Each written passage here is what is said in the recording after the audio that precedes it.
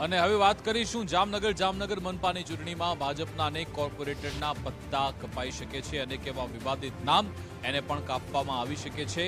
હવે નવા સીમાંકન અને પાર્ટીના ટિકિટ માટેના માપદંડને કારણે અનેકના પત્તા કપાઈ શકે. વિવાદમાં સપડાયેલા કોર્પોરેટરના પણ પત્તા કપાવવાની પૂરેપૂરી શક્યતા અહીંયા છે. આ વખતે 5 થી વધુ કોર્પોરેટર સીધી રીતે એમને ટિકિટ આપવામાં ન આવે તેની પૂરેપૂરી શક્યતા છે. નવી અનામત રોટેશનને કારણે પણ નેતાઓના પત્તા કપાઈ શકે છે.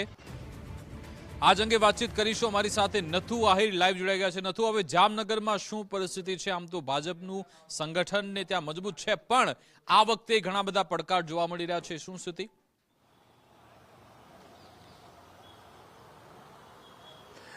બિલકુલ વિકાસ, જામનગર મહાનગરપાલિકાના કુલ 16 વોર્ડ છે અને એ 16 વોર્ડના કુલ 64 કોર્પોરેટર એટલે કે 64 ઉમેદવાર ભાજપ તરફથી નામ તો ડિક્લેર નથી થયા, પરંતુ સેન્સ પ્રક્રિયામાં બહોળો પ્રતિસાદ મળ્યો છે. એટલે કે 575 નામ જે છે તે દાવેદારીમાં નોંધાયા છે. તેમાં લગભગ 64 પૈકીના જે 50 જે સિટિંગ કોર્પોરેટર હતા તેઓએ પણ દાવેદાર કરી છે.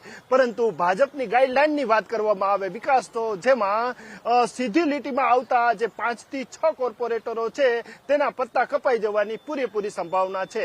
એટલે કે 3 ટર્મમાં આવતા જે કોર્પોરેટરો છે તેને સીધી રીતના ભાજપ કિનારે કરી દે તેવી શક્યતા છે. જેમાં નામની ચર્ચા કરવામાં આવે તો 2 જે છે નામ છે કિશનભાઈ માડમ અને કેશુભાઈ માડમ જે છે તે 3 ટર્મના જે છે તે જે કોર્પોરેટરો હતા જેને કિનારો કરવામાં આવે તેવી પૂરી સંભાવના છે. તો સાથે સાથે ઉંમરની વાત કરવામાં આવે તો ગોપાલભાઈ સોરઠિયા છે કે જેઓને પણ ઉંમર બાદના કારણે કિનારે કરવામાં આવે તો કુસુમબેન પંડ્યા છે કે જેની પણ આ જ સ્થિતિ છે કે તેઓની પણ 3 ટર્મ પૂરી થઈ ગઈ છે. આ ઉપરાંત જે છે તે વાત મહત્વની વાત કે જે ગત ટર્મમાં દંડક હતા જે કેતન નાખવા તેને પણ 3 ટર્મ પૂરી થઈ ગઈ હોવાથી તેનો પણ ભાજપ કિનારો કરે એટલે કે છેડો ફાડે તેવી પૂરી સંભાવના છે. આ ઉપરાંત જે છે તે જડીબેન સરવૈયા છે, એક એવું નામ છે કે ગત ટર્મમાં તેને જે છે 61 વર્ષ હતા છતાં પણ ચૂંટણી લડાવી હતી અને જીત્યા હતા.